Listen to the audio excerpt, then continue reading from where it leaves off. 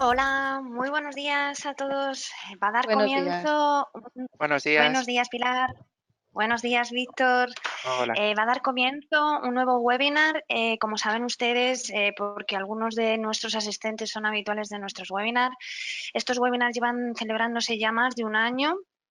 En cada uno de ellos tratamos temas pues, muy actuales, donde surgen muchas dudas y en esta ocasión, además, batiendo récord de inscripciones, vamos a tratar un asunto que además contamos con una gran comunicadora, porque es verdad, María Pilar, además de experta en contratación, como saben, es jefa del Servicio de Contratación y Central de Compras de la Diputación de Castellón.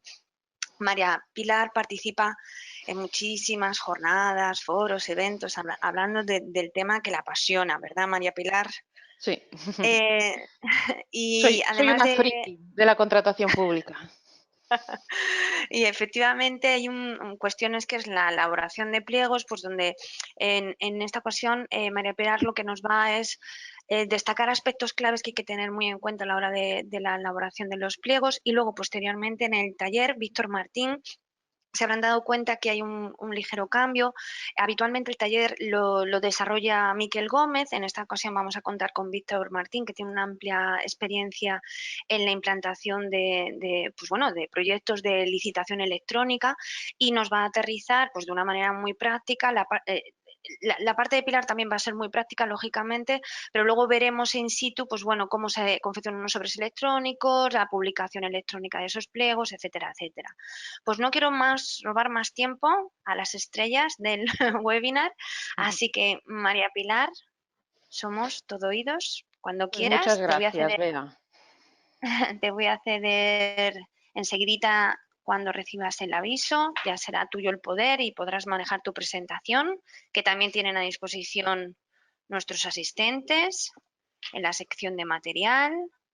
Se ve perfectamente. Si quieres moverte un poquito por ella, estamos ahora mismo en la portada.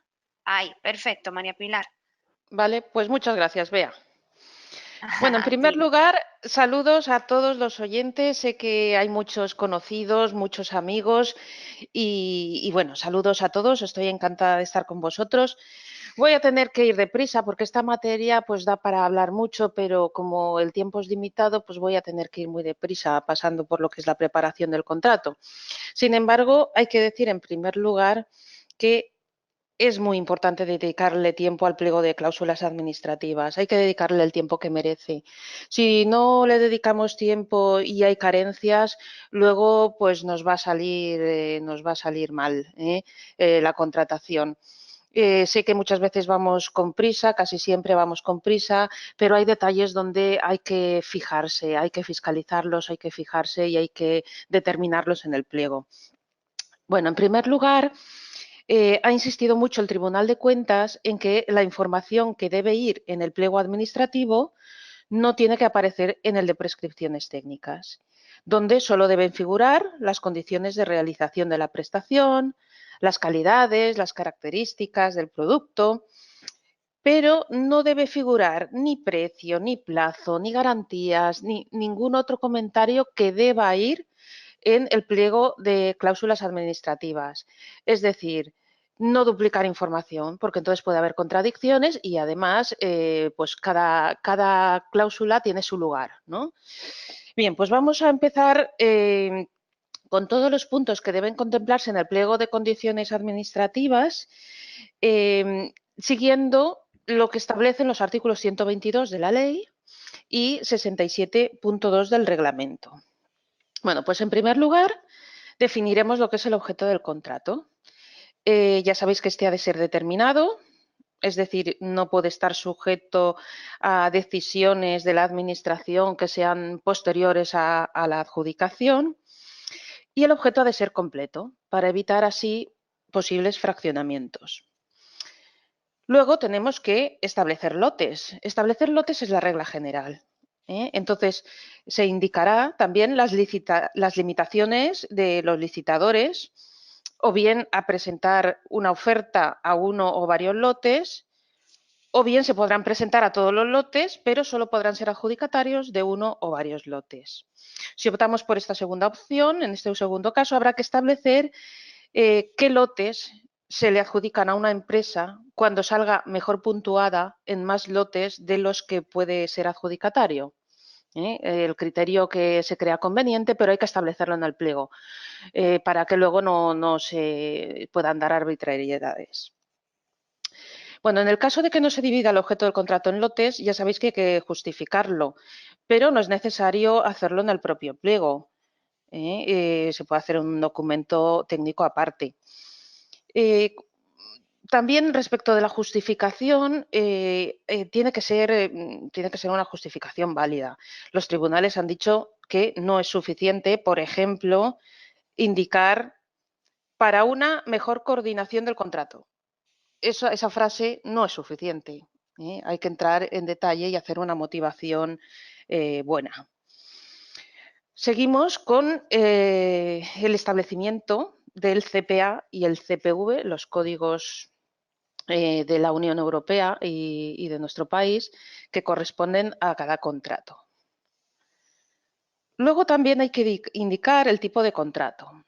En el caso de que estemos ante un contrato mixto, pues debemos señalar cuál es el régimen jurídico aplicable a sus efectos, cumplimiento y extinción. Posteriormente indicaremos la duración del contrato y sus posibles prórrogas. Como sabéis, ahora el plazo máximo es de 5 años, salvo que en el contrato haya que recuperar las inversiones realizadas y entonces haya que ampliar ese plazo. Ojo con este punto porque muchas veces los técnicos piden hacer un contrato de 1 año, prorrogable por 4 años más, hasta 5, pero es que ahora la prórroga es obligatoria para el contratista. Entonces, tengámoslo en cuenta porque en aquellos contratos donde haya precios fluctuantes, se podrían quedar desiertos. Porque, claro, un contratista a lo mejor se puede obligar 1 año o 2 años, pero no se puede obligar a 5 años manteniendo el precio. Eso es importante. Luego, el presupuesto base de licitación.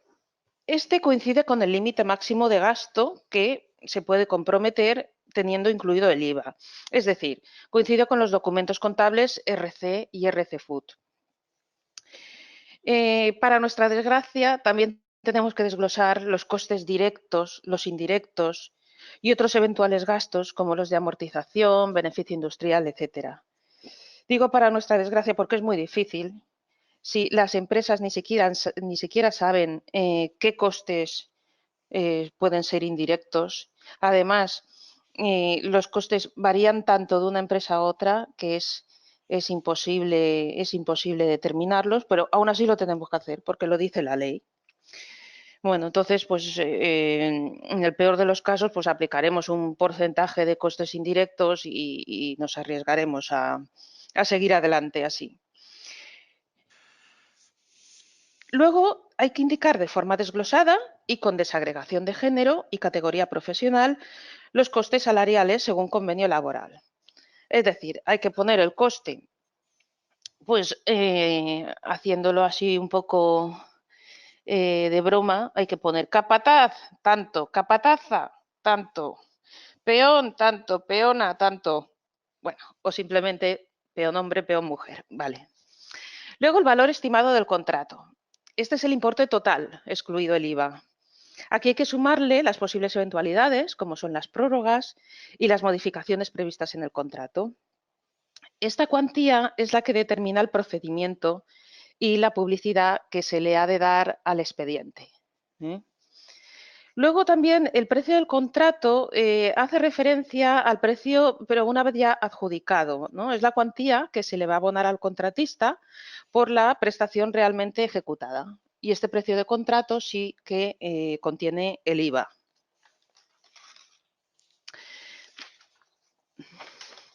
Bueno, se debe de hacer mención expresa a la existencia de crédito y en caso de contratación anticipada o plurianual, ya sabéis que el gasto se condiciona a lo que dispongan los respectivos presupuestos. Eso siempre hay que condicionarlo. Posteriormente debe figurar la revisión de precios, que con la nueva ley pues queda muy limitada, en la mayoría de los casos pues no habrá revisión de precios. Igualmente hay que determinar el procedimiento de adjudicación que se va a seguir. Seguimos con la documentación, establecer la documentación acreditativa de las condiciones de actitud. Aunque inicialmente las empresas van a presentar el DEUC y en su caso pues alguna declaración complementaria sobre algún aspecto que no esté en el DEUC, habrá que señalar toda la documentación que deban acreditar para el caso de que resulten adjudicatarios. Respecto de la solvencia, es muy importante que fiscalicemos su proporcionalidad. Además, se debe de justificar convenientemente por qué esa solvencia, por qué pedimos la solvencia que pedimos.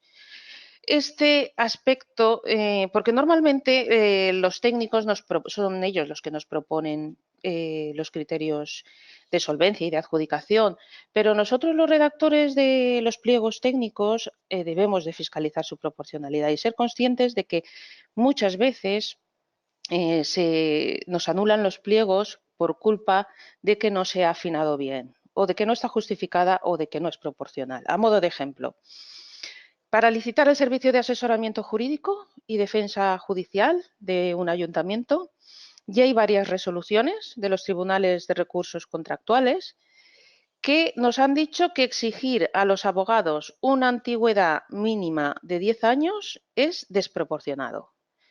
Y, por ejemplo, alegan que es la experiencia que se exige para el ingreso en la carrera judicial por la categoría de magistrado. Con lo cual, esa solvencia se considera del todo desproporcionada. Bueno, pues esto hace que te anulen los pliegos o te anulen la licitación. Luego fijaremos los medios a adscribir por el contratista, que ya sabéis que lo debe de acreditar la empresa propuesta como adjudicatario. Al mismo tiempo que presenta la garantía y el resto de documentación es cuando tiene que justificar estos medios a adscribir. Hay mucha diferencia que se pongan los medios como a adscribir que si se establecen en el pliego de condiciones técnicas, porque en este caso no le pediríamos su acreditación antes de la adjudicación. Debería de contar el empresario contratista deberá de contar con esos medios en la ejecución y en la ejecución pues se le puede pedir que lo acredite, pero nunca antes. Sin embargo, si lo ponemos como medios a escribir, sí que podremos controlar qué se tiene antes de adjudicar. Luego habrá que poner la clasificación. Y ahora solo se exige para obras de más de 500.000 euros, pero se deberá indicar para el resto de obras y aquellos servicios que antes estaban clasificados, qué clasificación puede presentar el licitador, si lo estima oportuno, esto es un derecho que tiene el licitador, en lugar de la documentación pedida como solvencia. O sea, si está clasificado, la presenta y así evita presentar otro tipo de documentación. Luego indicaremos el lugar y plazo de presentación de proposiciones. Determinaremos si hay garantía provisional o definitiva. Si se pide garantía provisional debe justificarse y si no se pide garantía definitiva debe justificarse el por qué. Bueno, se indica si se admiten o no variantes. Esto suele tener buena acogida, bueno, es de interés en el caso de compra donde se incorpore tecnología nueva o en la compra de innovación. Es muy importante establecer variantes. Los criterios de adjudicación. Se han de establecer a fin de determinar la mejor relación calidad-precio o bien la mejor relación coste-eficacia. Así, con esta redacción, lo que parece es que el precio siempre va a tener un peso en los criterios de adjudicación, aunque sea pequeño, pero tiene que tener presencia. Luego habrá que poner los criterios de adjudicación. Aquí también es muy importante fiscalizarlos, porque también se anulan muchos pliegos por no poner los criterios de forma adecuada. Se tiene que controlar, debemos controlar que estén bien determinados y asignada su puntuación, que estén vinculados al objeto del contrato. Es decir, a modo de ejemplo, no se puede valorar que la plantilla de la empresa tenga un porcentaje de mujeres del 50%, porque si hablas de la plantilla de la empresa, no tiene relación con el objeto del contrato. Otra cosa es que hables del personal a adscribir a la ejecución del contrato. Luego, no hay que confundirlos con los criterios de solvencia. Los criterios de solvencia ya sabéis que valoran a la empresa y no a la oferta. Luego, los criterios de adjudicación se han de poner en condiciones de competencia objetiva. Por ejemplo, no sería admisible valorar el arraigo territorial. Hay muchas resoluciones en ese sentido. También podemos establecer fases en la adjudicación, de forma que no pasa a la siguiente fase aquel licitador que en la primera no haya obtenido una determinada puntuación. También se pueden establecer mejoras. Las mejoras deben de estar definidas. No es posible valorar como criterio otras mejoras, que lo hemos visto muchas veces en los pliegos. Otras mejoras, 2 puntos. Otras mejoras, 5 puntos. Da igual los puntos que se le otorguen, por muy pequeña que sea, no están definidas y, por lo tanto, pues hemos visto cómo los tribunales anulaban pliegos millonarios por culpa de esta indefinición, a lo mejor con un peso de 2 o 3 puntitos. Habrá que determinar los criterios para considerar inicialmente temeraria a una oferta. Aquí el problema que tenemos es que la nueva ley dice que irán referidos a la oferta considerada en su conjunto.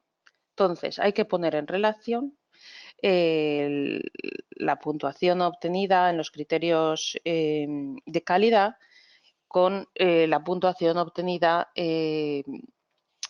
como precio, ¿vale? Bueno, en los procedimientos negociados siempre hay que determinar los aspectos objeto de negociación, que pueden coincidir con los del criterio de adjudicación, pero puede que no coincidan. Siempre hay que mencionar los aspectos objeto de negociación. También se señalarán qué condiciones son esenciales. ¿Cuál es la consecuencia de señalar esto? Pues que su incumplimiento puede ser causa de resolución. Entonces, cuando un elemento sea muy importante, hay que calificarlo como esencial. También se determinarán las condiciones especiales de ejecución que siempre deben llevar asociada una penalidad para el caso de incumplimiento. Obligatorio determinar el responsable del contrato, que ahora en el caso de obras coincide con el director facultativo. Además de la unidad encargada del seguimiento y ejecución ordinaria del contrato.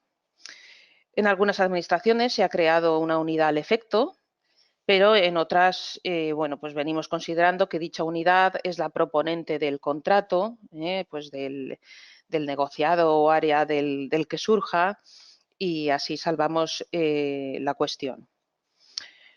Por otra parte, cuando haya que subrogar al personal, siempre porque lo indique el convenio colectivo o la ley. Se indicará toda la información necesaria para que el licitador pueda calcular correctamente el precio de la oferta. Y dice la ley que siempre debe figurar en el pliego la obligación del contratista de responder de los salarios impagados y de los impagos de la seguridad social. Bueno, respecto de la subcontratación, esto también es importante. O sea, lo que no pongamos en el pliego, luego no lo vamos a poder exigir. Entonces, vamos a prestarle un poco de atención y cuando haya tareas críticas que no puedan ser objeto de subcontratación, hay que justificarlo debidamente en el expediente y establecerlo claramente. ¿Cuáles son esas tareas? También se puede exigir que el licitador indique en su oferta cuál es la parte que tiene previsto subcontratar. También se pueden establecer penalidades hasta un 50% de lo subcontratado o establecer que el incumplimiento será causa de resolución del contrato. ¿Qué pasa? Que si no establecemos este tipo de penalidades, ante un incumplimiento nos encontramos indefensos. O sea que el olvido en los pliegos de toda esta información luego hace que, pues que no sepamos cómo resolver la situación. Se puede exigir la remisión de los justificantes de los pagos que se realicen a los subcontratistas, aunque será obligatorio solo cuando el valor estimado del contrato sea igual a 5 millones de euros y la subcontratación sea igual o superior al 30% del precio del contrato. En este caso es obligatorio, ¿vale? Pero si no es obligatorio, igualmente se podría exigir. Luego la ley también establece la posibilidad del pago directo a contratistas, a subcontratistas, si bien será mejor esperar al desarrollo reglamentario porque pues hoy por hoy no sabemos muy bien cómo hacerlo. No sabemos si se trata de un endoso o qué figura tenemos que aplicar. Entonces yo creo que lo conveniente es esperar al desarrollo reglamentario. Bueno, respecto de la cesión, dice la ley que es una opción inequívoca de los pliegos, es decir, si no se indica nada en los pliegos, no cabe realizar cesión. O sea que si queremos esa posibilidad, hay que plasmarla en los pliegos. También se debe de establecer la forma de pago, pues mensual, trimestral, anual, etcétera. Si hay causas especiales de resolución del contrato, hay que establecer el plazo de garantía del contrato. Hay que establecer las causas previstas de modificación del contrato. Ya sabéis que es hasta un 20% del precio inicial. Y las circunstancias que justifiquen la modificación deben ser revisables de una forma objetiva. ¿Vale? Por ejemplo, en un contrato de limpieza se puede establecer que se modificará por la adquisición de nuevos inmuebles o la apertura de nuevas oficinas. Eso es un dato objetivo. No es correcto, por ejemplo, poner que se podrá modificar el contrato en función del incremento de la partida presupuestaria, porque eso, a ver, eso no es una causa objetiva, sino que depende del político en cada momento si quiere dotar de mayor presupuesto a la partida o no quiere hacerlo. Igualmente, en el pliego debe figurar la obligación del adjudicatario de cumplir las obligaciones salariales de los trabajadores conforme al convenio colectivo sectorial. Se señalarán las condiciones sociales, laborales y ambientales que como criterios de solvencia, de adjudicación o como condiciones especiales de ejecución se exijan. Es obligatorio al menos establecer una de las condiciones que figuran en el artículo 202 de la Ley de Contratos. Al menos una, o sea, o social o medioambiental. Tampoco este artículo establece un numerus clausus, o sea, puede estar relacionada con esas materias y es posible para cumplir este mandato. Pero aquí es muy importante hacerlo bien. Se debe establecer cómo se va a acreditar su cumplimiento. Las sanciones en caso de no cumplir. Por ejemplo, no es correcto decir en el pliego, se favorecerá la formación en el lugar del trabajo. Se favorecerá, ¿eso qué es? O sea, no. ¿De qué será la formación? ¿De qué versará? ¿Cuántas horas? ¿Cómo se acredita? Presentando el certificado, por ejemplo, de la empresa que ha hecho la formación. ¿Qué penalidades se establecen para el caso de que no se realice? Esa es la forma correcta de hacerlo, porque si no, nos quedamos con papel mojado. Respecto de las penalidades, ya os digo que son muy importantes porque es la única forma de hacerle cumplir al contratista, porque muchas veces cuando hay un incumplimiento y está ya el contrato muy adelantado, la verdad es que es un problema resolver el contrato. Sin embargo, si tú puedes imponerle penalidades, que además se las puedes restar de su factura, esto sí que alienta el cumplimiento. Entonces, en el pliego debe figurar la obligación del adjudicatario de Ay, perdón, he pasado ya, sí. Respecto de las penalidades, se deben de establecer en especial cuando se hayan tenido en cuenta para definir los criterios de adjudicación. Importantísimo, no es posible que una empresa se lleve el contrato porque ha reducido el plazo de ejecución y luego lo incumpla. Eso es una barbaridad. También se establecerán penalidades cuando se haya señalado como obligación esencial, que ya sabemos que entonces también podemos resolver. Se establecerán para el incumplimiento de la subrogación del personal. y para el incumplimiento de las obligaciones en materia medioambiental, social o laboral. Una cosa muy importante, las penalidades nunca deben resultar rentables al contratista. Nunca debe de hacer números el contratista y decir, bueno, yo incumplo y aún pagando la penalidad me sale más rentable que hacer este tipo de curso, de inversión, de lo que sea. Las penalidades no superarán el 10% del precio, cada una de ellas, IVA excluido, y la suma de las penalidades tienen el límite de que no superará el 50% del precio del contrato. Y ya por último, para acabar, bueno, pues establecerán las especialidades cuando el contrato conlleve prestaciones directas a favor de la ciudadanía. Ya sabéis que aquí hay unas especialidades. Y luego, dependiendo del tipo de contrato, pues se puede establecer la transferencia de derechos de propiedad intelectual e industrial. También se hablará en el pliego de la confidencialidad y de la protección de datos. Y por último, del régimen jurídico aplicable al contrato. Y con esto yo ya termino mi exposición y así podemos dar paso a cuestiones concretas. Sí, ¿No, Bea? hola, María Pilar. Sí, sí, por supuesto. Como vamos justos en tiempo, Mm, como sabéis, si hubiera llegado una cuestión con anterioridad, la daríamos paso en primer lugar, pero como no ha sido el caso, nos da tiempo a que algún asistente se anime a lanzar una cuestión. El resto que queden sin contestar, de forma online se contestarán por escrito, como ha ocurrido en otros webinars. Así que vamos a esperar, María Pilar, a ver si alguien se anima con una primera consulta. Muchas gracias porque nos viene fenomenal el checklist que has hecho con todos los pasos, ¿no? A modo de, bueno, que no me deje mm, nada, que no me deje nada. Luego las llamadas de atención que has hecho tan importante, ¿no? Sobre mm, todo que haya una motivación correcta y fundamentada, ¿no? Para así evitar la indefinición, ¿no?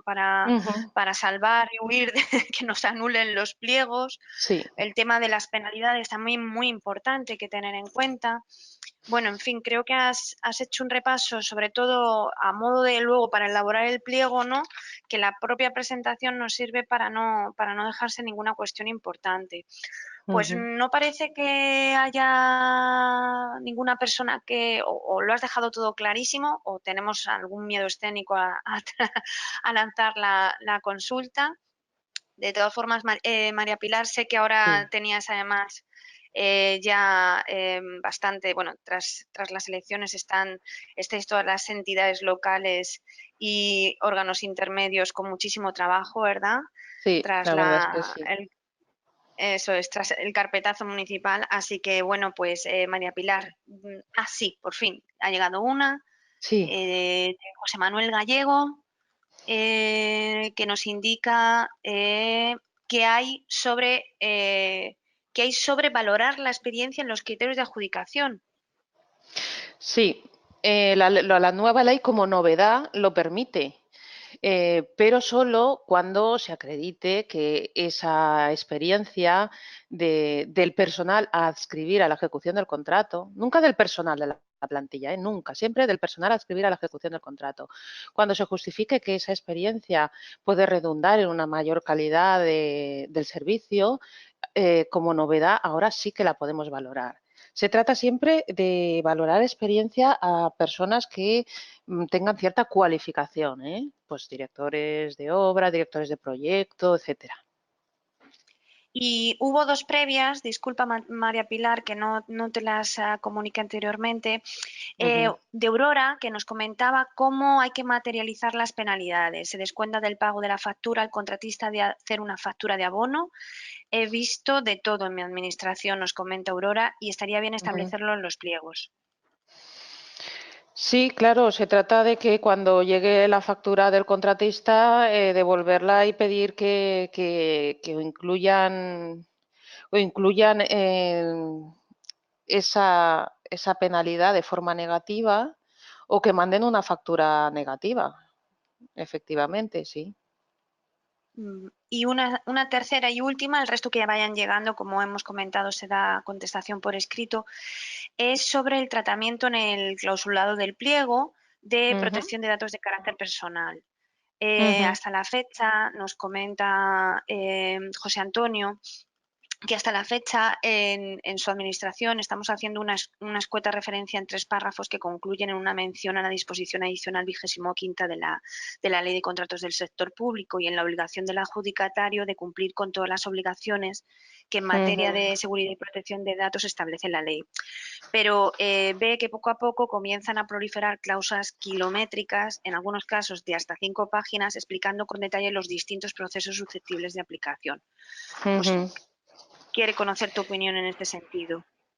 A ver, yo siempre pongo una cláusula que son, la verdad es que son 2 páginas y media, o sea, pero por seguridad, porque no tiene por qué ser tan largo cuando en el servicio el contratista no va a acceder a tus datos personales. Lo que pasa es que, bueno, sí que por comodidad en algunas administraciones, pues ponemos la posibilidad más amplia, ¿no? De que los contratistas tengan acceso a expedientes, etcétera, como por ejemplo del contrato de limpieza. Y entonces sí que lo hacemos un poquito más largo. Pues eso, teniendo en cuenta poniendo lo que debe hacer el encargado del tratamiento, las obligaciones que tiene, etcétera, un poquito más larga. Pero lo hacemos Pero por comodidad, porque algunas veces pues sería hacer pues lo que dice el compañero, pues podría ser suficiente. Pero para que no se nos despiste en un contrato donde sí el personal pueda tener acceso a tu información, a tus expedientes y tal, pues entonces lo dejamos ya fijo. No sé si me he pues explicado bien. se quedan muchas cuestiones, María Pilar, sin poder Sí. responder de forma online Ujú, porque el tiempo es limitado y no queremos comernos más tiempo de la parte de Víctor. ujú, Todas, como digo, todas las cuestiones que se lancen en el chat quedan, se responden por escrito y además llegan a todos los asistentes como parte del material, ¿vale? ujú. Así que una vez más, María Pilar, muchas gracias por tu tiempo y vamos a dar paso a la segunda parte del taller que está ahí Vale. preparado Víctor. Muchas Ujú. gracias, Beatriz. Vale, pues Bueno, me despido y gracias a vosotros y a los oyentes. Muchísimas Adiós. gracias, María Pilar. Un saludo. Adiós. de acuerdo. Bueno, lo primero, dar muchas gracias a Beatriz Navarro por la organización de este evento y también a María Pilar por compartir su experiencia, sus conocimientos y opiniones en los aspectos claves en la preparación del pliego de condiciones administrativas. En esta segunda parte del taller vamos a ver pues, cómo se procedería a la configuración de los sobres y cómo se subirían los pliegos a una aplicación de licitación electrónica. Vamos a acceder al entorno de desarrollo de un cliente que tiene aplicados pues, un estilo y una tipografía concretos. ¿De acuerdo? Y vamos a acceder con el certificado electrónico de un usuario tramitador.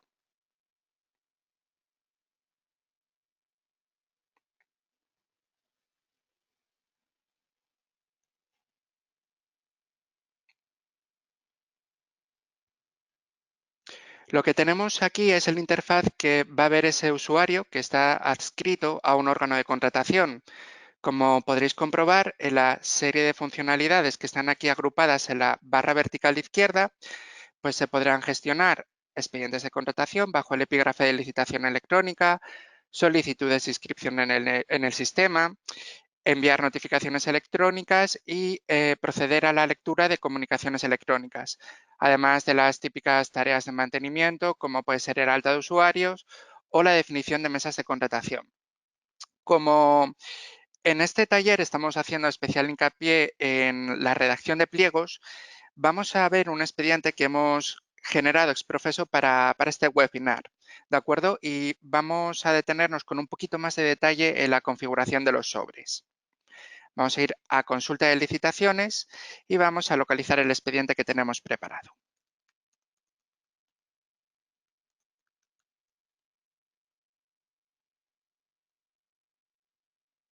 ¿De acuerdo? Es este que aparece listado y voy a pulsar modificar.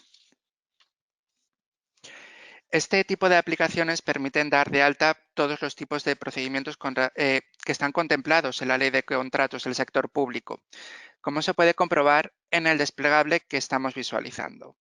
¿De acuerdo? Aquí tenemos pues la gama de los nuevos procedimientos súper simplificado y abierto simplificado. Además, se puede configurar los lotes para este procedimiento de contratación, bueno, para cualquiera en principio, ¿vale? También se pueden asignar fórmulas para calcular criterios cuantificables, solicitar precios unitarios e informar cuántas variables se admiten. Los datos del expediente aparecerán agrupados en distintas pantallas, como podemos comprobar en el asistente de configuración que está disponible en la pantalla, en la parte superior. ¿De acuerdo? Estarán agrupados bajo la pantalla de configuración de apertura, la de datos de licitación, la de sobres y por último en ficha de expediente. Vamos a ir avanzando. Aquí tenemos la configuración de la mesa electrónica para este expediente que hemos creado. ¿De acuerdo? Estos son los componentes de mesa y los roles que desempeñan. Y además hemos informado una fecha de apertura para el sobre económico, que es el sobre 3. Vamos a continuar avanzando.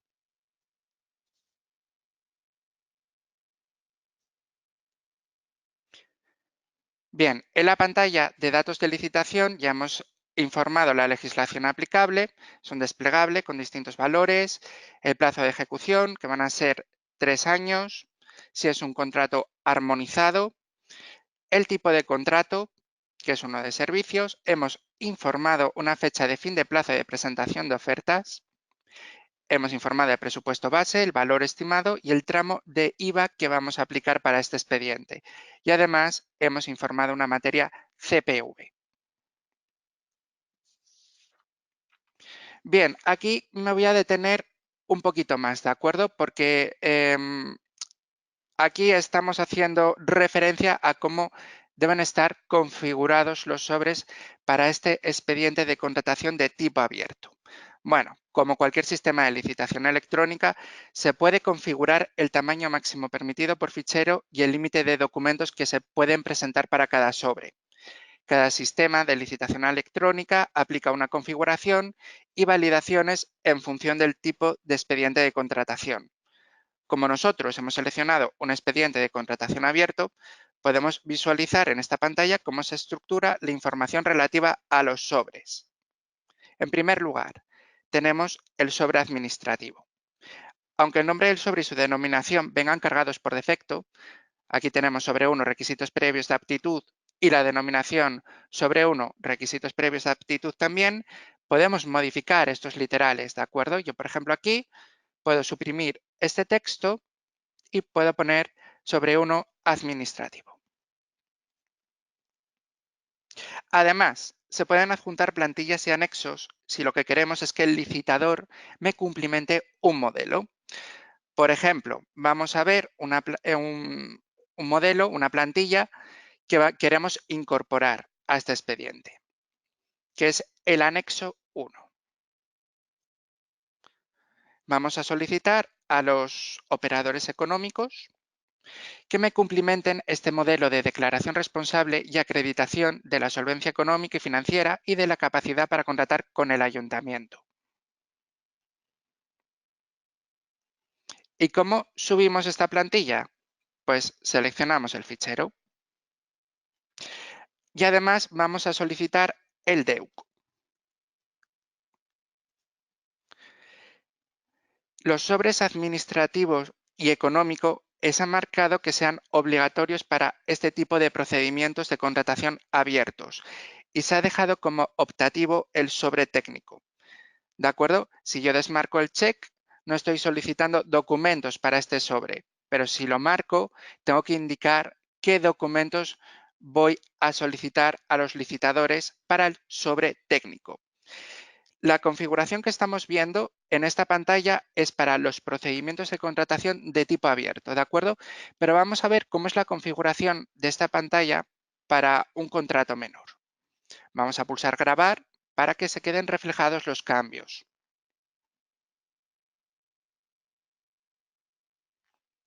Voy a volver de nuevo a consulta de licitaciones y voy a localizar un procedimiento de contratación menor.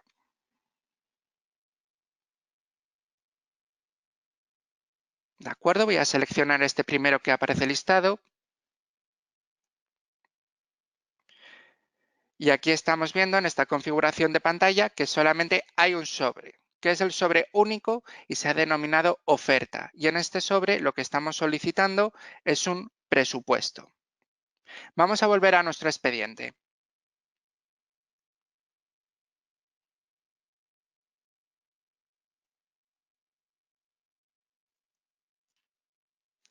¿Vale? Repito, esta configuración de pantalla contiene los sobres administrativos, técnico y económico porque así se ha configurado para los procedimientos de contratación de tipo abierto. Cada sobre tiene por defecto una fecha de apertura, ¿de acuerdo? ¿Qué pasa? Que con esto se garantiza la confidencialidad, se garantiza la integridad y la inviolabilidad de los documentos firmados y enviados durante el proceso de presentación de ofertas. Es lo que denominamos el concepto de cajas fuertes virtuales.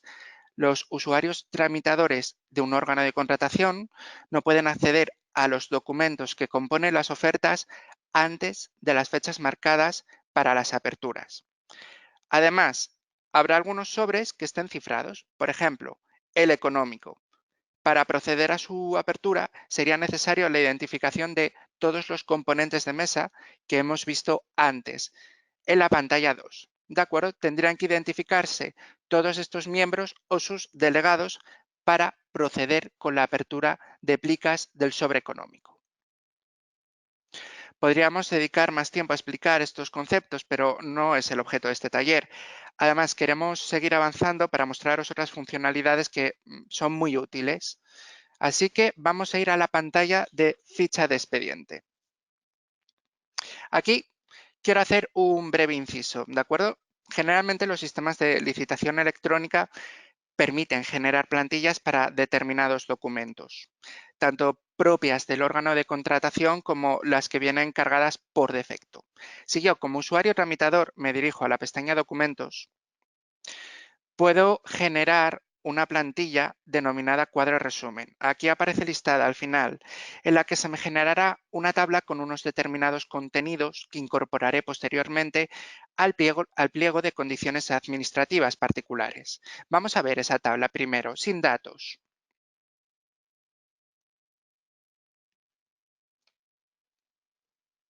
¿De acuerdo? Esta es la tabla que voy a incorporar posteriormente al pliego.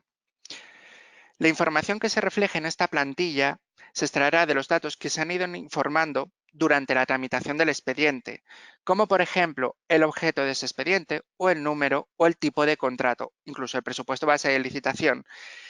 Habrá también otros datos que sean más específicos, de acuerdo, como el responsable jurídico o el responsable técnico, que tendremos que informar en otra pantalla, ¿de acuerdo? Denominada datos adicionales, en este caso, ¿de acuerdo? Y aquí informamos esos valores, de tal forma que al generar la plantilla,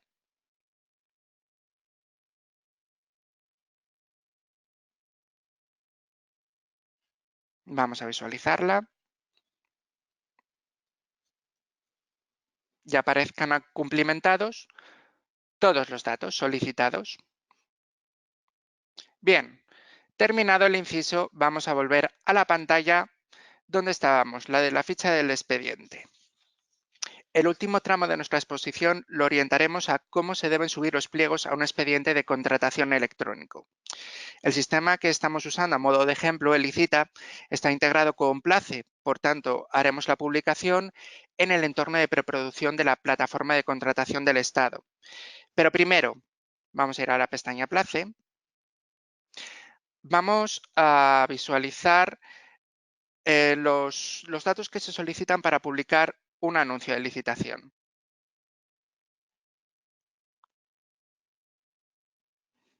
¿De acuerdo? Como hemos explicado anteriormente con las plantillas, tendremos unos datos que ya vendrán cargados por defecto porque se han informado para la alta del expediente en la plataforma que estamos usando y otros que se tendrán que informar en esta pestaña para enviar la información a Place. ¿De acuerdo? ¿Qué datos son los que se tienen que informar en esta pantalla y que solicita Place? Por ejemplo, el requisito de participación de los licitadores o el porcentaje de garantía definitiva o los datos del evento de la apertura económica. ¿De acuerdo? Además, el sistema realiza alguna serie de validaciones cuando se pulsa publicar, de tal forma que si nos han cumplimentado estos datos, nos indicará que debemos alimentarlos, ¿de acuerdo? Vamos a pulsar publicar.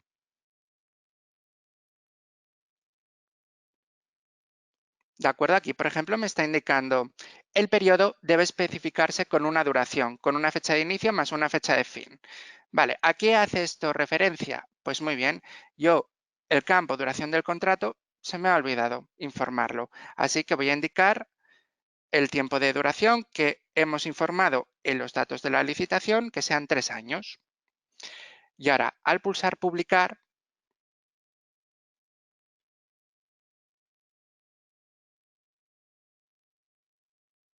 de acuerdo, se ha subido el anuncio de licitación a Place. Vamos a verlo. En el entorno de preproducción, indico una vez más. ¿De acuerdo? Aquí tenemos la cabecera del expediente y aquí tenemos el anuncio de licitación que acabamos de publicar a través de la plataforma de licitación electrónica Elicita.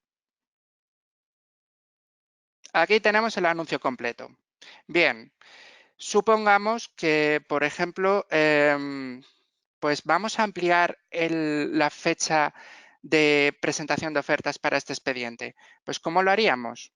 Pues primero ampliaríamos esa fecha aquí en la pantalla de datos de licitación. Vamos a indicar, vamos a darle un cuarto de hora más a los licitadores y pulsamos grabar. De acuerdo, volvemos a la ficha del expediente. Vamos a la pestaña Place y publicamos de nuevo el anuncio de licitación. De acuerdo, la fecha de fin de plazo de presentación de ofertas se ha actualizado. Disculpadme un segundo, que no, aquí la veo. De acuerdo, la estoy marcando con el cursor y pulso publicar.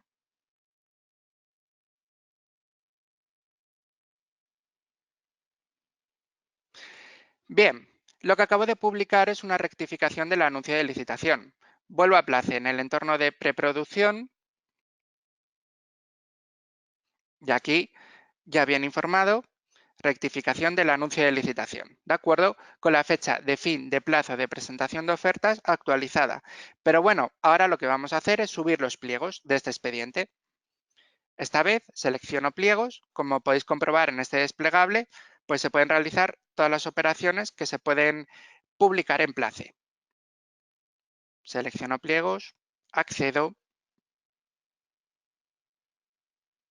Bien, en este caso, pues además de los datos que se han ido cumplimentando cuando estábamos generando el expediente, ya aparecen también los datos que hemos informado en el anuncio de licitación. Y ahora voy a subir esos pliegos. Aquí tengo el PCAP y aquí tengo el PPT.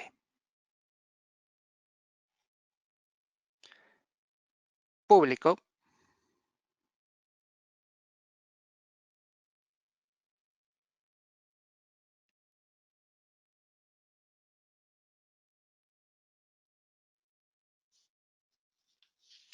De acuerdo, vamos a ver el anuncio de los pliegos. De acuerdo, si yo accedo, puedo consultar los pliegos que hemos subido, pues a modo de ejemplo.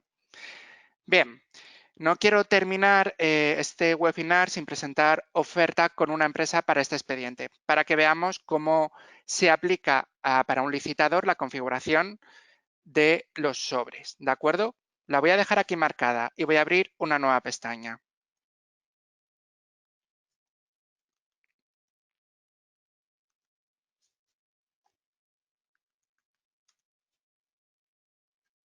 Seleccionaremos el certificado electrónico del apoderado de una empresa.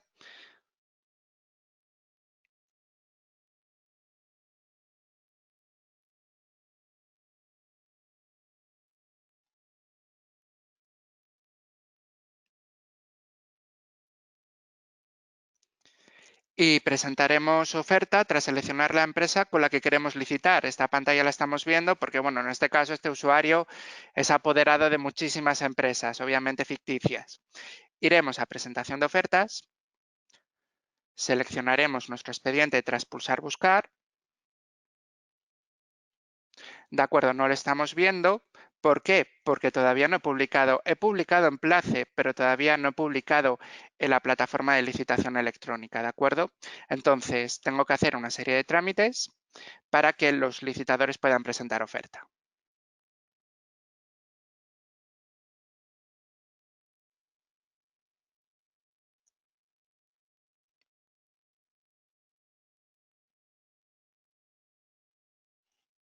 Bien, vuelvo a pulsar buscar. Y ahora sí que puedo presentar oferta para este expediente de contratación. ¿De acuerdo? Esta es la pantalla que ve el licitador, ¿de acuerdo? Y se corresponde a la configuración de la pantalla que hemos aplicado como usuarios tramitadores del órgano de contratación, que es esta. Bien, como podréis comprobar también, el licitador podrá descargarse la plantilla que hemos adjuntado para el anexo 1, como podréis comprobar aquí. Vamos a ir adjuntando documentos para hacer el proceso de firma y envío.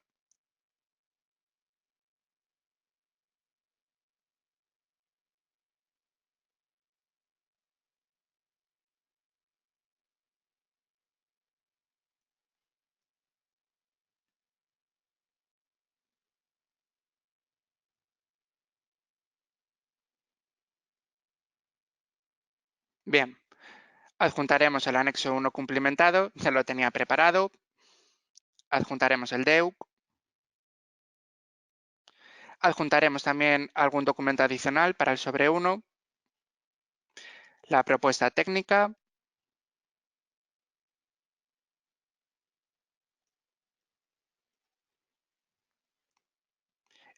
el documento equipo de trabajo, la propuesta económica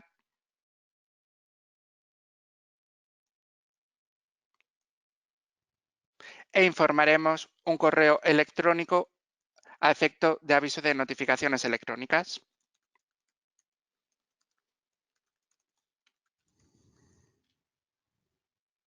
Pulso siguiente y procederé al proceso de firma y envío con el certificado electrónico del apoderado.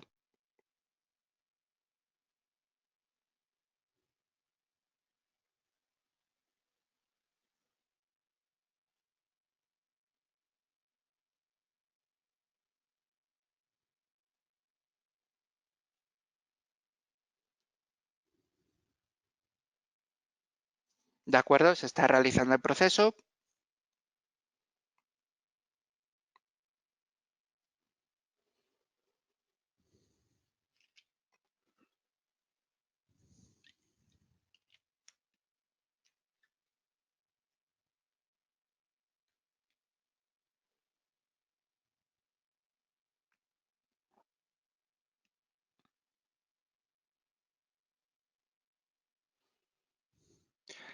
Está en ello, no os preocupéis. ¿De acuerdo?